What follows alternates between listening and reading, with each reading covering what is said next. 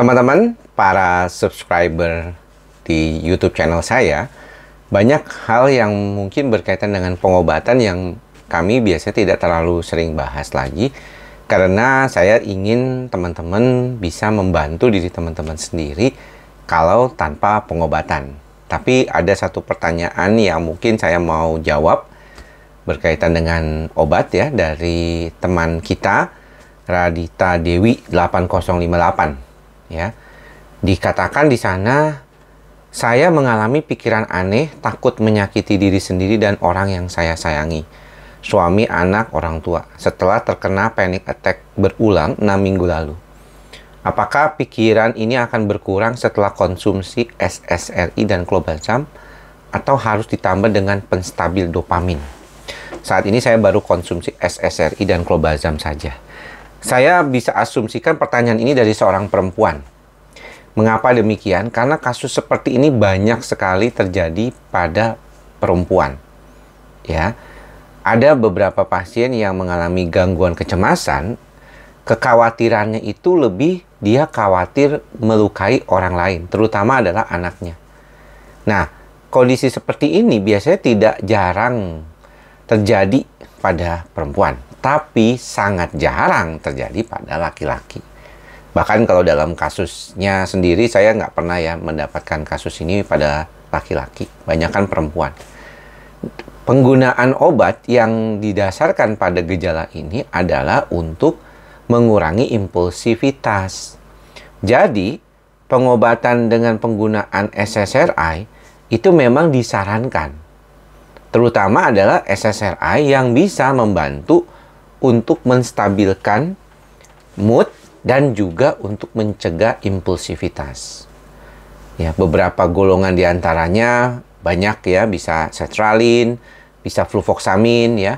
Tapi kalau memang tidak ada, maka biasanya diberikan golongan yang berkaitan dengan fluoxetine ya, misalnya, atau kalau misalnya ada juga escitalopram. Jadi sebenarnya SSRI semuanya itu rata-rata sertralin, escitalopram, fluvoxamin itu punya kemampuan untuk mengurangi impulsivitas sistem saraf pusat yang terlalu berlebihan, yang berdampak pada kondisi-kondisi seperti ini, juga mengatasi gejala gangguan paniknya. Namun sayangnya perlu pengobatan jangka panjang. Jadi hasilnya itu baru bisa terlihat itu lebih dari penggunaan obat 3 bulan dengan dosis yang optimal ya. Jadi misalnya nggak bisa setengah tablet, 1 tablet sampai 2 tablet bahkan ya. Fluvoxamin aja bisa sampai 100 mg misalnya. Sertralin bisa sampai 100 mg. Kemudian escitalopram mungkin bisa sampai 20 mg. Nah, sayangnya efek samping dari obat-obat ini kan juga sering terjadi, muncul. Pasien sering mengalami gejala gangguan lambung ya, di awal juga sering kali ada gejala pusing ya, rasa nggak nyaman, tambah cemas gitu ya, itu yang sering terjadi. Sehingga kadang dokter memberikan clobazam gitu ya, obat alprazolam, kadang pada banyak kasus panik juga ya, itu yang harus diperhatikan ya.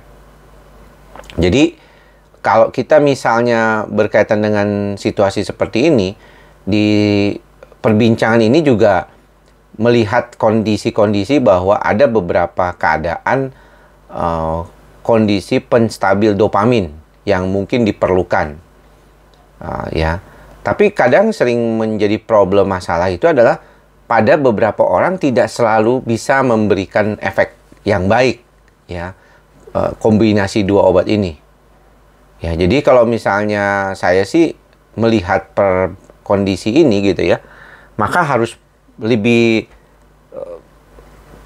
kalau kita lihat tuh tailor made ya. Belum tentu semua orang butuh penstabil dopamin, belum tentu juga semua orang membutuhkan pengobatan yang berkaitan dengan obat antidepresan ya. Jadi itu yang mungkin perlu dipahami ya. Tapi ini sudah berjalan di arah yang benar lah, Radita Dewi 8058 ya. Nah, selanjutnya pertanyaannya adalah, ini mirip-mirip 12 hari yang lalu juga.